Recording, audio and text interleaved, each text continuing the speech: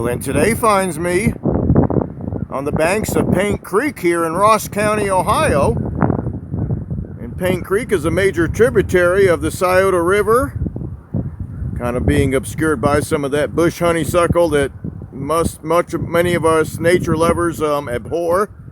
But it does grow in the woods in Ohio and other surrounding states. We got to deal with it. But right behind this bush honeysuckle is a beautiful sycamore tree here. And just across the river, and this is a river at this point, it's a very large creek, is a great blue heron rookery. These great blue herons, I guess they like to live in communities, at least when they're nesting. Usually they're solitary when you see them in the summer, but their nests are in these large mature sycamore trees right across the river from me. I didn't even plan on stopping here en route to my hike for today, but I noticed it and had to stop because it's so interesting. And this is not their nesting season. This is first week of February, a little chilly, a little breezy today. Got a little new snow last week, but not a bad day for hiking in the upper 20s, not too bitterly cold. I am en route to the Paint Creek State Park and Wildlife Area, just a few miles up the road here. And there's some interesting rock formations back there that are off the trail.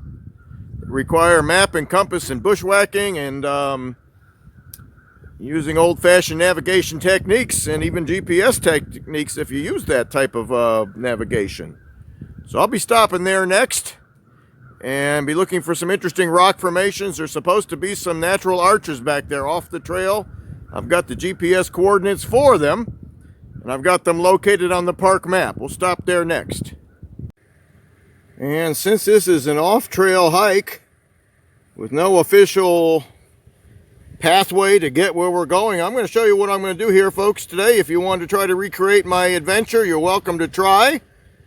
I have come to the Paint Creek State Park and Wildlife Area. The wildlife area on the map has this V-shaped pattern on the wildlife area lands, and the state park has the slash marks, which is more developed with official trails, mountain bike, horse trails, hiking trails, campgrounds, boat launches, beaches. It's a nice lake, great fishing in the summertime and spring. The wildlife area is open to hunting, so keep the hunting seasons in mind. My biggest concern in Ohio here is just the couple weeks of shotgun season. Other than that, I'm not too concerned. I always wear the bright colors. But what we've got off of Rapid Forge Road here in Ross County, Ohio, is two roads that go to the west. One is called, it looks like Dreyer Road, D-R-A-Y-H-E-R Lane, Dreyer Lane, with a small parking area at the end of the lane. This is a school bus turnaround back here.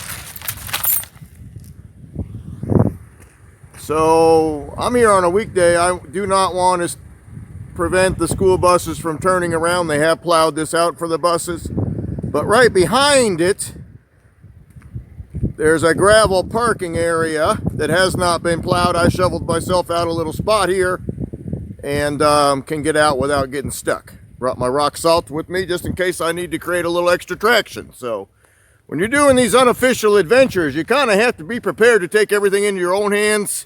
No guarantee you're going to have a place to park or anything else. But what I have, get these maps from blowing away here, we'll be okay here.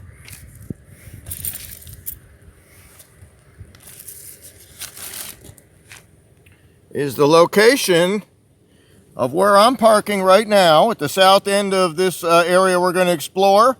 I've got the satellite view, which helps me understand what kind of vegetation I might be trying to hike through. What I don't want to hike through is what you're seeing behind the parking area here is bush honeysuckle and vines. So I'm going to be following what's left of Dreyer Road that was in place before the lake was built. Down towards the water's edge, you can see the P here. I'm going to be heading west. And then maybe try to bushwhack up along Paint Creek Lake. It's actually a lake at this point. It turns into a creek as you come further upstream. And it's about 4,400 feet is what I've estimated to this area in red, which is in a deep ravine, where the arches are supposed to be. I've got the GPS coordinates for Trimmer's Arch, and one called Skull Cave Arch, which is very close to that, within a few hundred feet of it. So that's where we're going to be heading. We'll see what we can find. We see if we can find it. Let's see if we can get through these woods without reaching too much undergrowth that would make it impossible. And just a little bit about the history of this park. Again, the Dreher Road continued west all the way down to Paint Creek before the lake was built. The lake was built as a response to the 1937 floods, which inundated the Mid-Ohio Valley and Upper Ohio Valley, flooded much of downtown Cincinnati, and required a federal response to deal with the problems that were being created by land that used to be forested in pre-European settlement times, which then became mostly farmland. So the water runs off very quickly during heavy rain events, and that was January 1937. And so this land was all purchased, and it's gone back to seed. But again, this would be a little tough bushwhacking through some of these thickets here. We're going to try to get to the older woods along Paint Creek that are showing up on the satellite view. And just to show you, this was a full width road at one point. Now it's just more of a deer path, but it is very easy to follow. And eminent domain was used to obtain the properties that were in the purchase area for this flood control project. And there's dozens of these flood control projects in the Ohio Valley, and they are necessary. And unfortunately, people had to lose their land because of it, but it does create recreational opportunities that would not have been there otherwise. So we'll take advantage of that. Here's an old foundation, kind of neat to look at with some snow on it. This is a poured concrete foundation, so I don't believe this is terribly old. And the trees inside it are not that terribly old, so this has only been abandoned maybe 50 years. And again, we'll be looking for the older woods as we hike out this Dreher Road west towards the lake and see if we can find an open path up to the area where these arches are. And we never know till we try, but we started where this P was, and we're heading west. We're going to try to get in the more open woods if they're available. There is a way in from the north as well, another parking lot. It's a little shorter. I don't know if it'd be any easier. I came to this one first from the south, so that's what I'm going to try first. We'll see what comes along. And as you come west on what's left of Dreher Road, you actually intersect one of the mountain bike trails that comes up from the campground. So that would be a way to access this area as well if you had more time. I'm going to concentrate on doing the shorter hike so I have more time to look around when I get to these arches. And it comes right down to Paint Creek Lake. Well, the good news is it didn't occur to me when I planned this trip that they actually draw down the lake. It looks like at least 10 feet. So what would be water is actually just snow on, some lake deposits. Hopefully it's not too muddy underneath that I can't walk along the bed of this lake to get to these arches, because that would be a lot easier than the bushwhack route. This area is not mature woods. It would be a lot of scrambling and rambling, and I'm willing to do that. But, this might be the path of least resistance. It's probably about 3/4 of a mile upstream or up the lake to our north to where the ravine is, where these arches are supposed to be located. But you can see there's already some thick layers of dolomite coming into view here with some interesting rock formations right here. So this whole area is kind of neat to look at, especially when the leaves are down. You can see the geology better. Let's try to follow what's the frozen lake bed here. There's no water underneath me here. This is just snow. The water level is about 10 feet lower than here. And see if we can get up closer to these arches without all the bushwhacking. And even without reaching these arches, there's a lot to look at along this Paint Creek Lake. I mentioned that the lake had been drawn down. That is done for flood control reasons. Even though the lake can hold a lot of water when it is full for flood control, the worst floods in the Ohio Valley here have always been in the winter months when the ground is frozen or waterlogged. So they draw a lot of these lakes down 5 to 10 feet to create extra storage capacity if a significant flood event does unfold. And I did a segment on black willows and sandbar willows last summer along the banks of the White River in Indiana on my Barking Up the Right Tree channel. I also mentioned it on this channel on the East Fork White River paddling trip I did in July. But let's take a look at some of these black willows growing right on these rocks here. Again, this is kind of neat. Just these dolomite blocks are worth the hike just alone. There's cliffs back here. Heck, there may be some arches nobody's ever found. But this black willow has some small leaves in the summertime, but in the winter it's easy to tell by the new growth. It's all this yellowish orange color. And it breaks off very easily. With almost no effort, these new growth stems will break off. I'm not sure the exact reason for that adaptation, but I know many of these willow trees and cottonwood trees have that feature where the new growth will break off easily. I think it may be the way to send out, let people get some new trees established, because if they break off easily, a lot of these plants, if you cut off a sprout and let it get in some sediment, it'll actually start growing just like a seed would. So here's our black willow winter appearance with these orange tips on the new growth and kind of a flaky bark on the older growth. But it's growing right on this rock here. Again, these black willows cannot tolerate shade, so they're growing towards the sun, away from these other trees. Just a real neat day to be outside here, folks. Let's see what we can find as we explore this area. And I've come about a quarter mile north along the lake bed of Paint Creek Lake here. And I've already started to find some fascinating geological features here. And we never know for sure if we're going to find the prize at the end of this hike, the arches, but we found some neat stuff along the way so far. Just uphill, there's some big ledges of this dolomite, which is common in parts of southwest Ohio. It forms some very popular parks. But there's a lot of places where it is unknown and untrailed, and you just have to come find these in the wintertime when there's not much else in your way. Here's what used to be an arch, perhaps. Looks like the top has broken off and crashed down, but it is hollow. And there is a back entrance to what could have been an arch at one time here. And this dolomite is a rock that dissolves with rainwater, so you get these little tunnels going back. Sometimes quite a few feet, sometimes they're big enough to walk in. And just to plot our course here, what we have done is started at the west end of Dreyer Road where the maintenance ends, and there's the parking area. Followed it down to the lake bed, came up the lake bed, right about where it says G in Google, along this area here. If we continue north, where possible, we'll follow the lake bed. If not, we'll have to get back up on land if it gets too tough. This ravine that goes east is where the arches are supposed to be. So we'll keep looking for neat things along the way and continue on.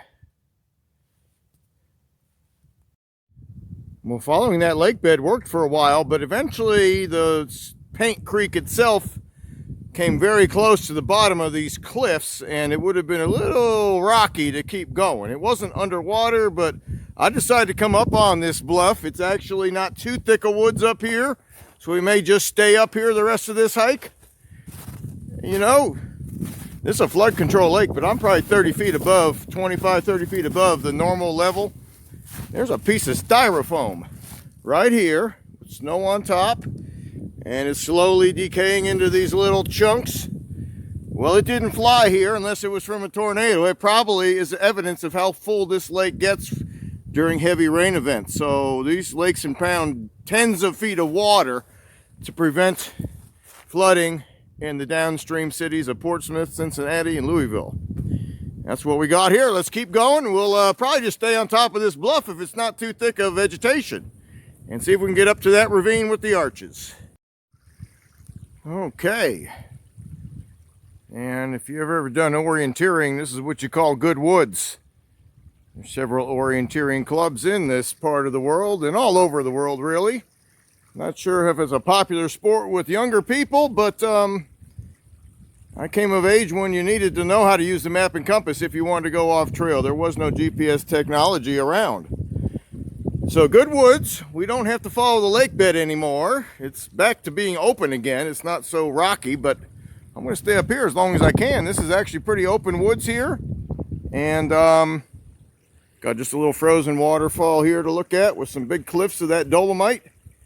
I stopped at this waterfall because this same dolomite I've mentioned in some of my other hikes is continuous between here and Niagara Falls and points beyond, including parts of Canada, and it creates a lot of scenic features, including Niagara Falls. But here's just a little rivulet with some pretty icicles to look at. Well, folks, we're probably at least 50 feet higher than Paint Creek right now, and we're continuing through some good woods. We got a pretty ambitious beaver that wants to come all the way up through these cliffs to get to trees that he can fell, but that's exactly what he's doing. He's working on this big old beech tree here. He's cut down another smaller beech tree right next to it and one behind it. So they know which trees they prefer. Again, they don't eat the wood, they eat the bark, the inner bark, which has a lot of carbohydrates and some vitamins to nourish them through the winter months. They do not hibernate. They stay busy mostly at night all winter long, and along creeks like this, they do not usually make lodges. They usually burrow into the hillsides or the banks or find hollow trees. So evidence of beavers far above the water line here. And about an hour and 20 minutes into this adventure, we're honing in on the location of what's called Trimmer's Arch and Skull Cave Arch.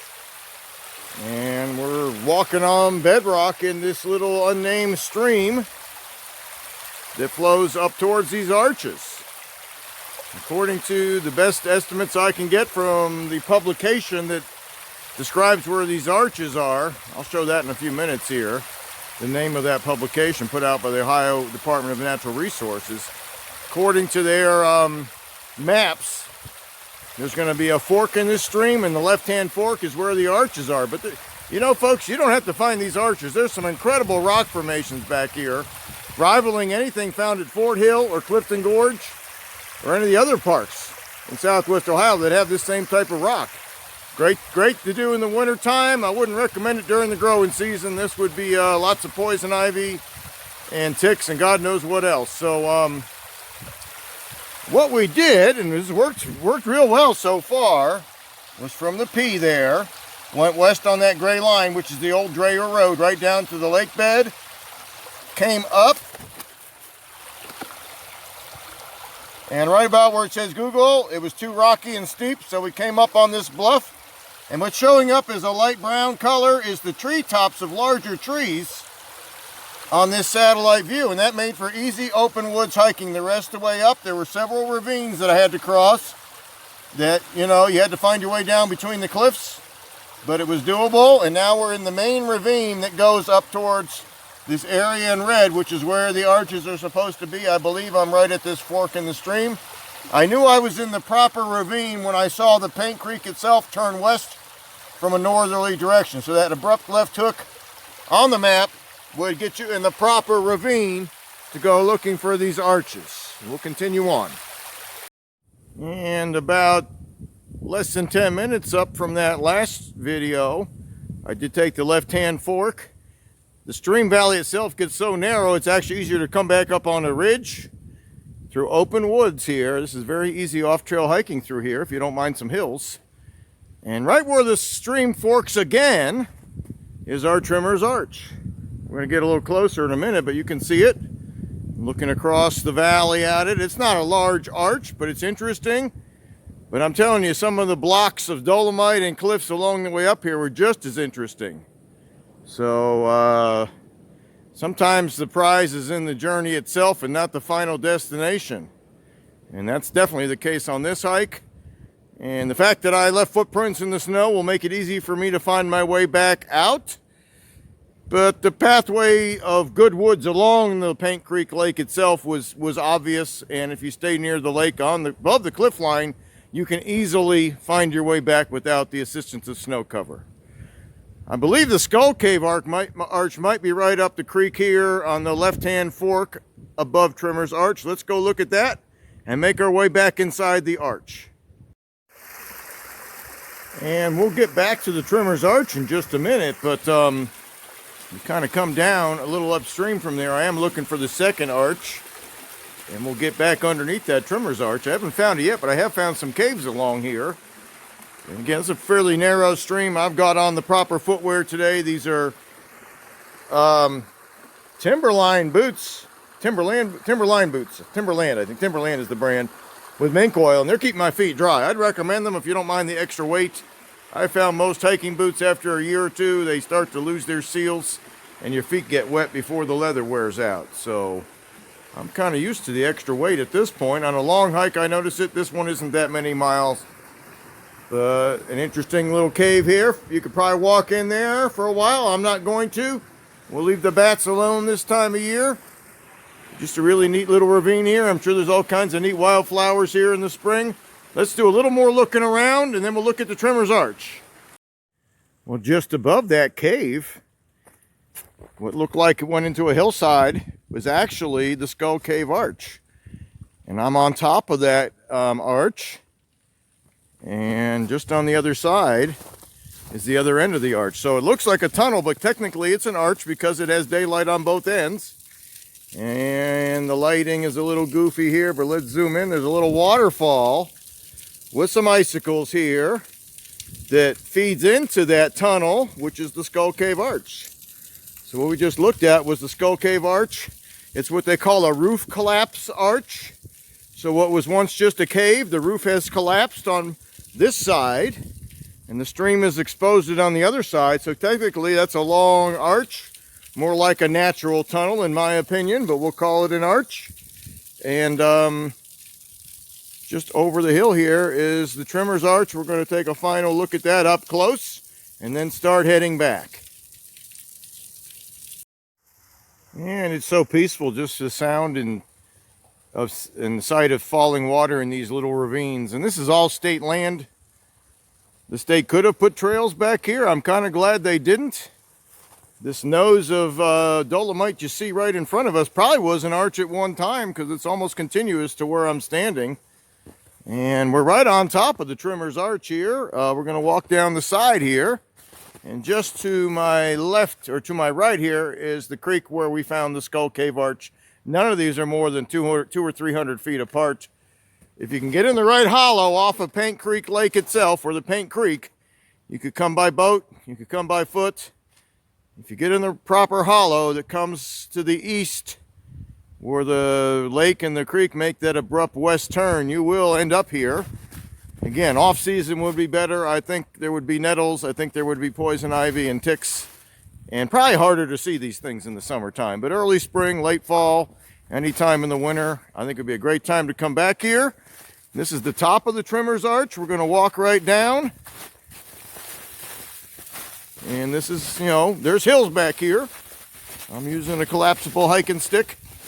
I only use one because I usually need my other hands free. And here we come around the bend, and here's our trimmer's arch. I don't know where the name came from. I can imagine where the name Skull Cave Arch came from. Here we are inside. It has a clearance of 14 feet, or excuse me, a clearance of 8 feet is what it says in the book. And a width of 14 feet. I'm close enough here. I can't really get it all in view, but I can easily walk through it.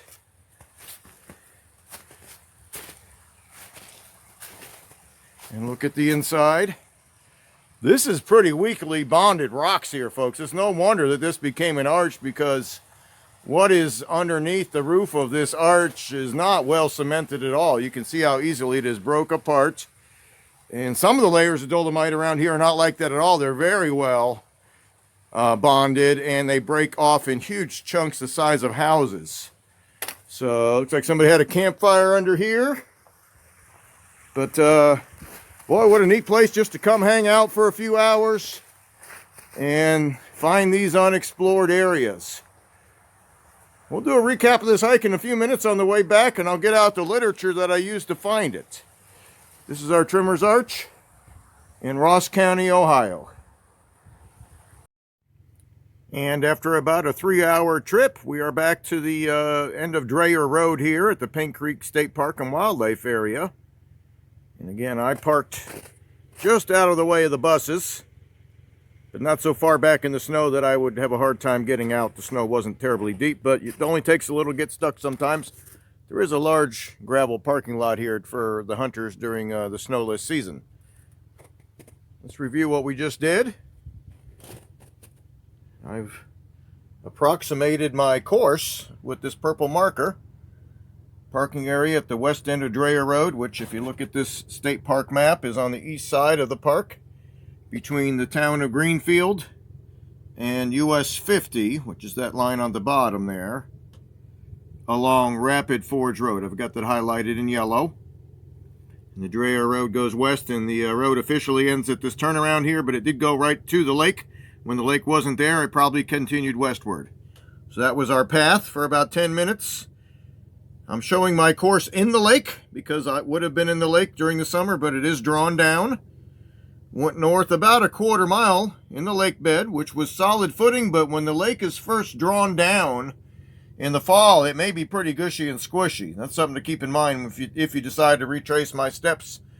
Might want to let it dry out for a few weeks before you consider walking in the lake bed. The vegetation along that east bank of the lake looked like it was pretty tough to get through. It may have had some better areas, but once I got to the point where I'm near there where it says Google, I looked up the hill and the woods looked open and the lake bed looked very rocky. So up in the woods we went, and the rest of that was easy hiking as far as the vegetation goes, but there was a lot of hills and hollows and some cliffs that you could get around, but there were cliffs back there. I've got those shown with these hatch marks here in black. And the red area is where the arches were, but there was rock formations all around the area labeled in black. The Trimmer's Arch is number 27 in the Ohio Department of Natural Resources Educational Leaflet number 18. I've got that written down here, called Ohio's Natural Arches. It shows 86 known arches in the state of Ohio, 35 of which are on public land or on land where you can gain access, like Boy Scout camps and commercial campgrounds. Number 28 on that list is that Skull Cave Arch as well. And there are the GPS coordinates for the Skull Cave Arch and for the Trimmer's Arch. So a 3-hour adventure midwinter in southwest Ohio in Ross County, and quite an adventure it was, and a lot more to see back there. You could gain access to that area by boat in the summertime, either from the lake or from the creek itself if you came down from Greenfield. So more than one way to find it, but I'd say the off-season would be best as far as the lack of undergrowth.